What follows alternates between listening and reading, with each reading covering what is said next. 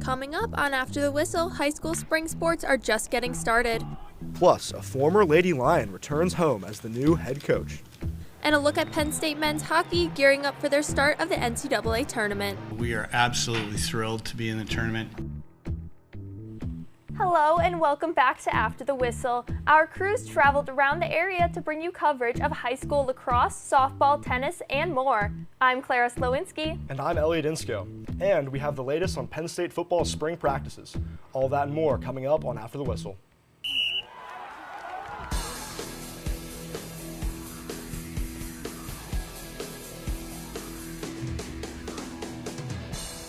Our game of the week takes us to a Tuesday night showdown between two undefeated lacrosse teams, State College and Carlisle. It's a beautiful evening for some lacrosse here as we spring into action, starting with Trey Cole weaving around defenders and putting State College into the lead early. Beautiful shot there by Trey Cole to beat the goaltender low. Later in the second quarter now, Carlisle's Dominic Bowman evens the score at 2 apiece. Another great low shot, something that goaltender's going to have to work on in practice. Jumping into the second half now, Little Lions' Luke Ladrito picks up the loose ball and deposits it to give State College the 11-3 lead. Luke Ladrito now again finishing off the scoring for the night with a wraparound goal. State College defeats Carlisle 15-3. State College moves on to 2-0 on the season and will face Chambersburg tomorrow. Carlisle moves to 1-1 and will also play tomorrow versus Cumberland Valley. Our Game of the Week reporter, Liana Tiamzin, was there. Liana, what did you see? Well, Elliot, State College High didn't just win Tuesday night. They made a statement. The Little Lions pulled away from Carlisle in the second half, proving their ability to be dangerous this early in the season.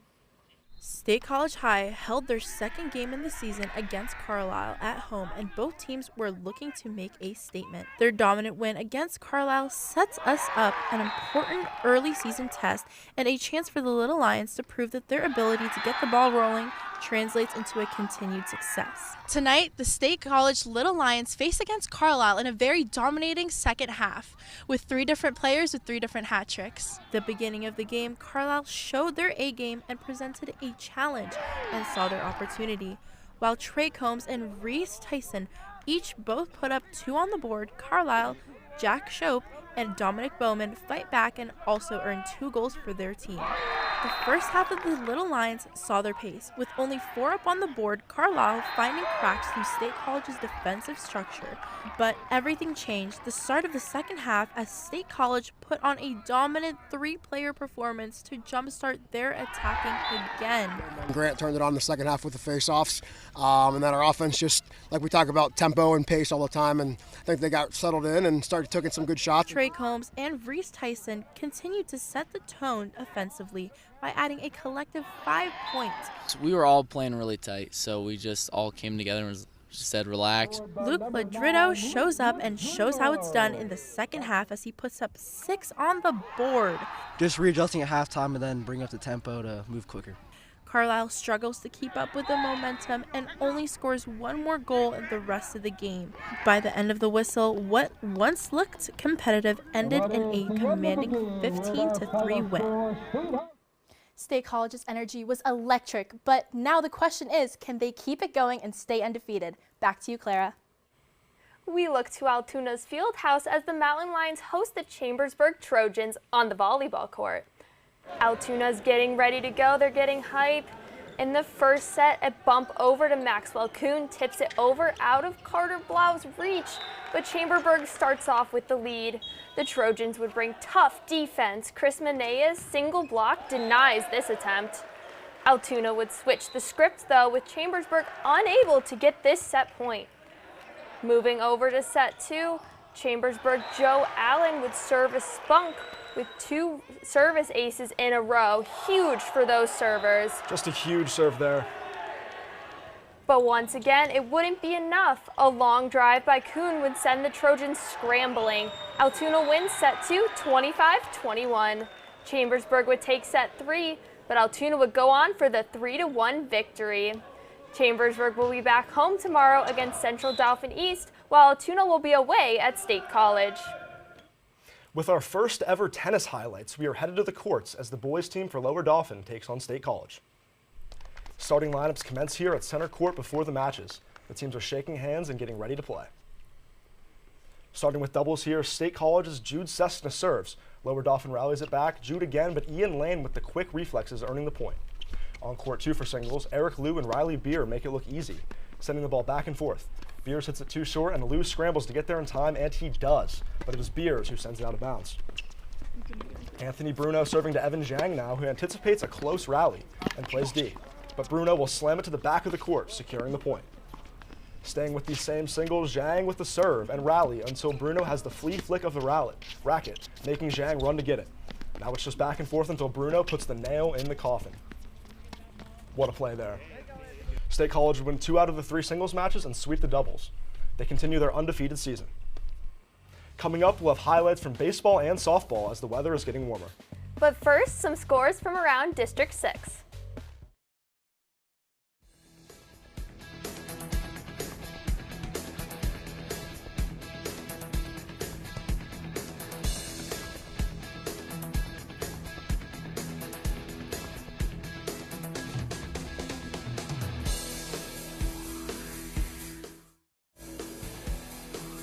Welcome back to After the Whistle. District 6 action continues to roll with more spring sports starting up. We'll take a look at some more volleyball, baseball, and softball. Let's go over to boys volleyball. The Bishop Guilfoyle Marauders hosted the Derry Trojans for their first match of the season. BG last year only had 1 match win to their name and look to bounce back this season. Early in set number 1, it's Derry setting the tone strong with a strong hit out the gate from Caden Marsh. Trojans up early. Later in the set, BG is crawling back, and here comes Justin Jang, who can't get it the first time, but comes back with the block to close the gap. Look at that passion from those players. Really getting into it there. Now in set 2, it's a great rally between both teams, and look at this beautiful save by John Karen, followed right into the kill from Jaden Beeman. Wow, right in that weak spot. Now down a set in the 4th, the Marauders trying to keep the ship alive, and here's Griffin Chatwalkie. Couldn't get it the first time, second time's a charm on that hit. He finished with 17 kills, impressive for that player. However, it would not be enough for BG in the end. Derry went on to win the match 3-1 in a very competitive match to the end. Derry starts their season strong 1-0 and plays Steel Valley for their first game. BG moves to 0-2, and they'll continue to look to get the win on the rest of the season tonight. At 7 against Forest Hills, shout out Jay Cole. High school baseball is officially in full swing as the Huntington Bearcats take on the Bellefonte Red Raiders. Starting in the bottom of the 1st here, where Bellefonte infielder Evan Mattern ropes this one into right, sending his teammate Braden Fortney across the dish. After that, the Red Raiders would make it 2-0 through 1 inning of play. Bottom of the 3rd, now Mattern at the plate again, and he ropes this one as well to the other side of the field for a stand-up double. Underrated play here, though, by the outfielder to stop the bleeding. As Mattern sinks into second there, despite the great start to the inning, the Red Raiders would ultimately get shut down by Huntington pitcher Matthew Gutschall, who retired the next 3 batters after the leadoff double. Bellefonte's bats proved to be too much for the Huntington Red Raiders, as the Red Raiders would take the game with a final score of 5-3. Mattern and the Red Raiders will look to keep their bats hot as they host DuBois next. In more baseball news, Bellwood Antis boys baseball hosted Penns Valley in their season and home opener yesterday. Catching Bellwood Antis lacking is Carter Shuey, who steals home. Pressure is necessary after the Blue Devils scored 6 in the bottom of the 1st. Huge half inning for them. Stealing catches up to the Rams, though, with Bellwood Antis catcher throwing out Isaac Harpster to end the top of the 2nd inning. It's Alex McCartney who skies this one over shallow center, and the Rams unable to make this dive. This adds on to Bellwood's lead 7-3. A bases-loaded K for Parker Feltenberger keeps the damage to just 1 run in the inning. But up to bat, Gavin Naudo grounds to the pitcher, flips over to second, and a 1-4-3 double play ends the inning. The Blue Devils continued to add pressure at the plate, winning 13-3. Bellwood Antis is currently playing away at PO, while Penns Valley will await their home opener on Friday. Phillipsburg Osceola softball started its season with a coaching change. According to WTAJ, the PO school board accepted the resignation of the head coach and 4 other members of the coaching staff due to allegations of inappropriate behavior. The team played its season opener yesterday, losing 10-0 to Bellwood Antis in 5 innings. Coming up, we'll have all you need to know about Penn State men's and women's hockey postseasons. But first, take a look at upcoming games around District 6.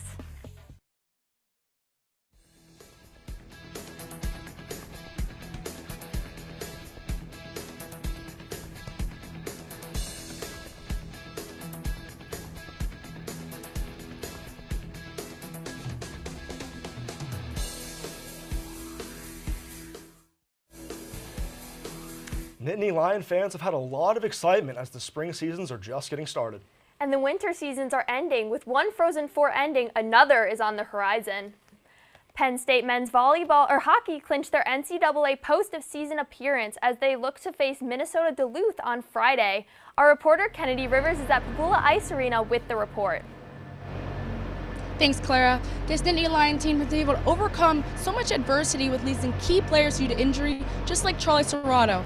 Although we saw Serrato return to the ice earlier this month, they also lost their captain, Dane Doyak. And this led for people like Aiden Fink to step up into that leadership role and lead the team as alternate captain due to Doyak's injury. Now, Coach Godowski said in a press conference yesterday, with all these injuries, it's just pushing the team to do more. With the numbers that we've had, it's actually on the other side of that. We have a number of players that, because of a lack of our lineup, have to double shift in practice. From one season ending to a postseason just beginning, the Penn State women's ice hockey team got to host their very own first Frozen Four appearance, and they got to do it right on their home ice. Our reporter Ali Wadzowski has the latest. The Frozen Four came to Happy Valley last weekend, and for the first time, Penn State had home ice advantage. Despite the overtime semifinal loss, the Nittany Lions had something else to be cheering for. Their single-game attendance record was shattered, with a record 5,176 fans.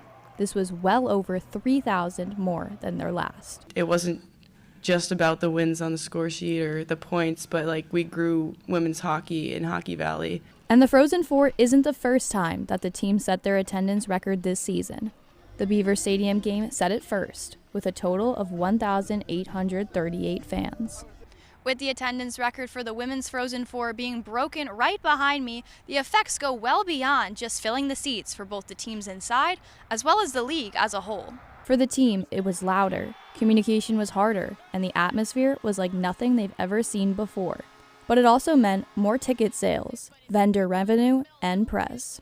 How can the team replicate this next year? Head coach Jeff Campersall thinks the answer could be in their scheduling. I think we can maybe look into arranging game times or whatnot. This season, Penn State played 10 out of their 14 regular season home games before 5 p.m., something the men's team did not do once. Later game times could also mean that more of the community and Penn State students could come to games. So if we could just inspire one girl to want to play hockey, or anybody for that matter, then we did our job here. Reporting in State College, I'm Ali Wadzowski. Thanks, Ali. That's all we have here in PIAA. Back to you guys in the studio. From the ice to the mat, the Penn State Nittany Lions went over to Cleveland this weekend for the NCAA Wrestling Championships.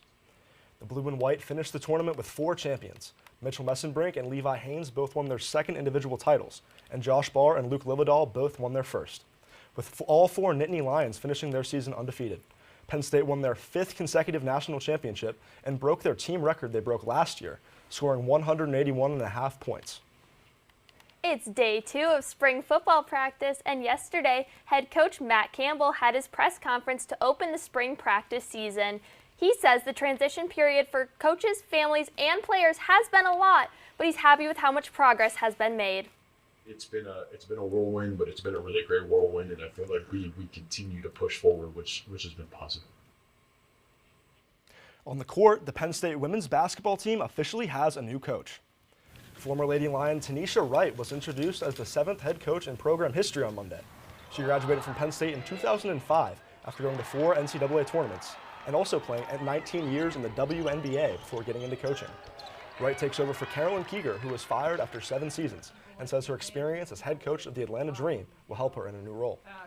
What I've learned is how important it is to really build those relationships, how important it is to really dive in and allow the athletes to know how important they are as people and not just players. Penn State softball looked to get their first win in Big Ten play against Wisconsin on Saturday. The Nittany Lions getting each other hyped up before the first pitch. They got to be ready. After a leadoff double by Emily Bojan, Wisconsin would start the scoring after an error by Gabby Gradishar at first base. Wisconsin up 1-0. Penn State would then tie the game, and then a double by Allison Oneacre would bring in 2 runners. But despite Penn State's best efforts, the second one would be called out at the plate. Looks close to me. Staying in the first, Jordan George steps up to the plate with the bases loaded and would blast one for a grand slam, and her first as a Nittany Lion. Penn State now up big, winning 6-1, and her teammates await her at home plate to celebrate this special moment. That's got to be one of the best feelings in sports. Love the blue and white celebratory there. Wisconsin would try to make a comeback, but freshman Brianna Hannock would hit her second home run of the day to seal the game and tie up the weekend series. The Nittany Lions picked up their first Big Ten win, beating the Badgers 14-8. Penn State would lose Game 3 of the series and travel to Rutgers this weekend. Penn State men's lacrosse has never won against Maryland at home. Could they change that this weekend? Finally, a beautiful day in Happy Valley, and lacrosse took full advantage.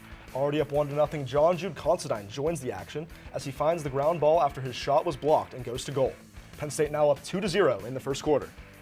Later in the first now, Maryland takes advantage of a man-up situation, getting it to Braden Urksa, who whips in a nice bar-down shot. Now Mac Hobbs with it, who gets the pass from Kyle Lehman and sneaks one into the top quarter. Just a beauty of a goal there. After a dry third quarter for both teams, Maryland long pole A.J. Larkin lets it rip and opens the fourth frame with a score. You always gotta love a pole goal. But the Nittany Lions would run away with it, getting the last 3 scores of the game to win 10-6, marking their first ever win at home against the Terrapins. The Nittany Lions will go on the road to face Ohio State this Saturday. Penn State athletics and high school sports have been busy. Absolutely, and our reporter Aaron Riley is breaking down some of our biggest moments. With another week, spring sports are starting to heat up. Let's swing into this week's top 3. Kicking it off, we have a matchup from State High and Lower Dolphin. For State High, it's Evan Zhang with the serve, and despite the Lower Dolphin Anthony Bruno's best efforts, Zhang would hit a sneaky right-hand shot to get the point. For our runner-up, we head to Bishop Guilfoyle versus Derry. This set was an intense rally until number 15 from Derry, Jaden Beeman, spikes it to end the rally and get the point. And for our top play, the bases are loaded. Jordan George would crush it over the center field wall for the grand slam. This swing would be the junior's first home run and her first grand slam as a Nittany Lion. What an amazing way to get the game going on a perfect day. That's all we have for our top 3 plays of the week. Back to you, Elliot. Thanks, Aaron. And before we end, everyone's favorite spring break activity is back at Medler Field. Last night was the first Dollar Dog night of the 2026 season, and despite the weather, it was a success, with over 2,000 people in attendance and 6,350 hot dogs sold. Stay tuned in the coming week for when our very own reporters compete to see who can eat the most hot dogs in one game. That's all for this week's episode of After the Whistle. Tune in next time for more coverage of District 6 and Penn State sports. I'm Clara Slowinski. And I'm Elliot Insko. For updates about the show, follow us on social media at ATWPSU. We'll see you next week right here on After the Whistle.